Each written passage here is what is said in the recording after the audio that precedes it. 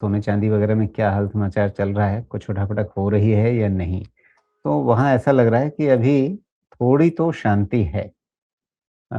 लेकिन ये एक इंटरेस्टिंग पॉइंट है कि जब हम गुरुवार को भी देख रहे थे, अ, अगर आप इस समय देखें तो पिछले हफ्ते भर में गोल्ड सिल्वर में ये सोने का चार्ट है, बहुत ज़्यादा आपको कोई ऐसी चिंता वाली, घबराहट वाली खरीदारी उभरती हुई इसमें नहीं दिखी है। जबकि आम तौर पे अगर जियोपॉलिटिकल टेंशन्स की बात होती है, जिसकी चर्चा हमने गुरुवार को काफ़ी की थी, उस दिन माहौल ऐसा बन गया था। लेकिन आपको यहाँ पर वैसा कुछ भी होता हुआ दिख नहीं रहा है। गोल्ड ऐसा है कि अभी नो डिसीजन जोन में ही है, बिकॉज इसको ऊपर जाने का मन नहीं है, लेकिन ये जियोपॉलिटिकल अनसर्टेनिटी को भी डिपिक्ट कर रहा है, जिस तरह से इसको इसके क्लोज मिल रहे हैं। तो इस जियोपॉलिटिकल अनसर्टेनिटी को जिस तरह से डिपिक्ट कर रहा है, उसमें रीड यही करना पड़ेगा कि कहीं ना कहीं वेरी शॉर्ट टर्म में इंटरनेशनल गोल्ड एक हायर लो पैटर्न के साथ जा रहा है। तो वो चीज थोड़ी सी डराने वाली तो है, लेकिन उसका यही है कि 5,500 $5,500 उसके पहले कोई फ्रेश वैसा जियोपॉलिटिकल रिस्क अनसर्टेनिटी कोई भी गोल्ड फैक्टर नहीं कर रहा है। तो यही है जी। अभी गोल्ड के मामले में। डाउनसाइड कैसे निकालेंगे वो तो एक बार ही ईरान वाला मसला हल हो जाए या कुछ उस पे कार्यवाही हो जाए, तब उसके बाद ही निकाला जा सकता है। जी। तो दिनेश शर्मा जी पूछ रहे हैं कि सोने और चांदी में निवेश के लिए सबसे अच्छा स्तर क्या रहेगा? पहली चीज़ ये कि अभी निवेश करना भी है या नहीं और करना है तो फिर कहाँ करना है? इन आइसोलेशन देखा जाए तो गोल्ड सिल्वर खतरे के जोन में है। ये दोनों अगर कुछ बनते हैं तो ट्रेड के कैंडिडेट बनते हैं, इन्वेस्टमेंट के कैंडिडेट नहीं बनते हैं, क्योंकि किसी भी दिन भागना पड़ सकता है।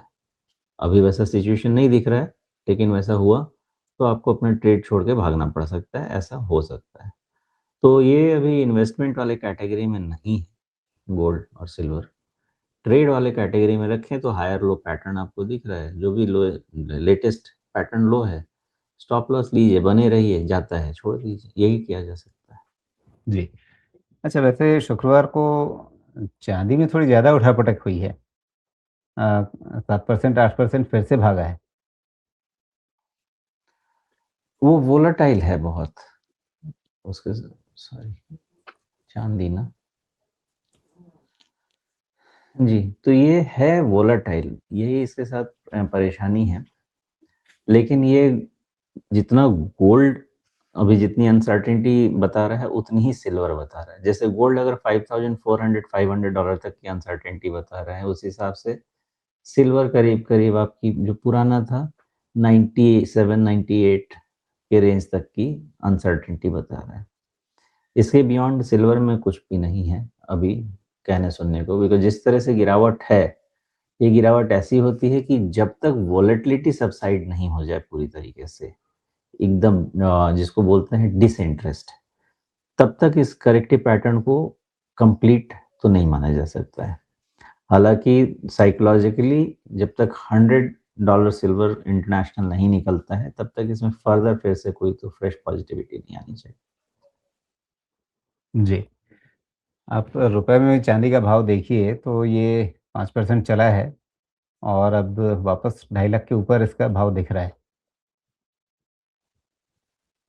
जी, तो है, अभी तो ख़ैर थोड़ा-सा रिवर्सल हुआ है बिकॉज़ बहुत ज़्यादा करेक्शन हुआ था। अचानक से बहुत ज़्यादा करेक्शन हुआ था और उस हिसाब से अभी भी खतरा उतना ही बड़ा बना हुआ है। ऐसा नहीं है कि कहीं से खतरा कम हो गया है चाँदी का। चाँदी का खतरा जितना बड़ा बना था पहले, उतना ही बड़ा अभी भी बना हुआ है।